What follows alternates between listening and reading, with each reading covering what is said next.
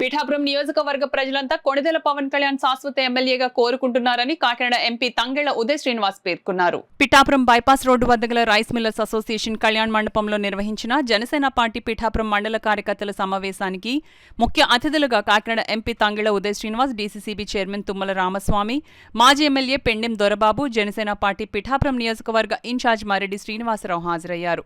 ముందుగా కార్యకర్తల అభిప్రాయాలను అడిగి తెలుసుకున్నారు.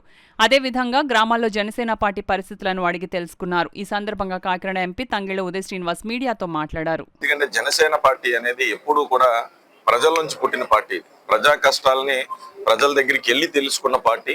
సో డెఫినెట్లీ వచ్చేసి జనసేన కార్యకర్తల ద్వారా ఇంకా పవన్ కళ్యాణ్ గారు చేసే అన్ని కార్యక్రమాల్లో కూడా ప్రజల్లోకి తీసుకెళ్ళడం, అలాగే ప్రజలకి నిజంగా ఏ అవసరమైనా సరే కార్యకర్తల ద్వారా సార్ దృష్టికి తీసుకెళ్ళడం, ప్రజలకు కావాల్సింది కార్యకర్తల ద్వారా అండ్ గవర్నెన్స్ ద్వారా చేయటం అనేది నిజంగా ఆల్రెడీ చాలా బాగా జరుగుతుంది. 380 కోట్లు ఆల్రెడీ పిఠాపురం నియోజకవర్గంలో రాష్ట్రంలో ఏ నియోజకవర్గానికి కేటాయించలేనన్ని నిధులు కేటాయించుకుని పిఠాపురాన్ని అన్ని విధాలుగా కూడా అభివృద్ధి చేస్తున్నారు. సో రానున్న రోజుల్లో కూడా ఇంకా అభివృద్ధి చేసి మోడల్ నియోజకవర్గం అని సార్ అన్నారు. మోడల్ నియోజకవర్గం లాగా ఆల్రెడీ ఇప్పుడు మోడల్ నియోజకవర్గంలా ఉంది.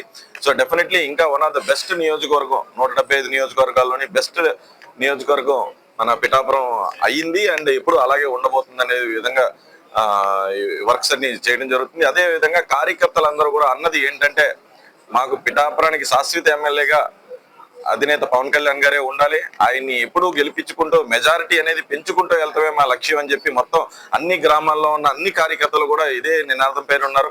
ఇవన్నీ కూడా వాళ్ళు కూడా ప్రజల దగ్గర నుంచి వచ్చినాయి. ప్రజలు ఎలా పనులు ఎలాగ అడుగుతున్నారో అలాగే పవన్ కళ్యాణ్ గారు కూడా మాకు ఎమ్మెల్యేగా ఉండాలి, శాశ్వత ఎమ్మెల్యేగా ఉండాలని చెప్పి అది కూడా ప్రజల కోరిక అనే చెప్పి కార్యకర్తలు అందరూ చెప్పడం జరుగుతుంది. సో నిజంగా ఇదంతా చాలా సక్రమంగా పూర్తి చేసాం. ఏ విభేదాలు లేకుండా, ఏ గొడవలు మామూలుగా పార్టీ ప్రోగ్రామ్స్ అంటేనే, ఇంటర్నల్ పార్టీ ప్రోగ్రామ్స్ అంటేనే గొడవలో కొట్లాట కింద ఉంటుంది.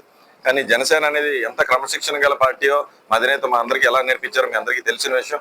సో ఇన్ని గ్రామాల్లో ఇన్ని కమిటీలు, ఇంతమంది ప్రతి ఒక్క కార్యకర్తని పిలిచి కూడా ఒక గొడవ కూడా లేకుండా ఇంత సక్రమంగా జరిగిందంటే మా అధినేత మా అందరికీ ఇచ్చిన స్ఫూర్తి. సో డెఫినెట్లీ రానున్న రోజుల్లో వేసిన ఈ కమిటీల ద్వారా పవన్ కళ్యాణ్ గారు చేసే ప్రతి పనిని ప్రజల్లోకి తీసుకెళ్ళడం, అలా ప్రజలకు కావాల్సిన ప్రతి పనిని కూడా పవన్ కళ్యాణ్ గారి దగ్గర తీసుకెళ్లే విధంగా ఈ కమిటీలు ఏర్పడాయి.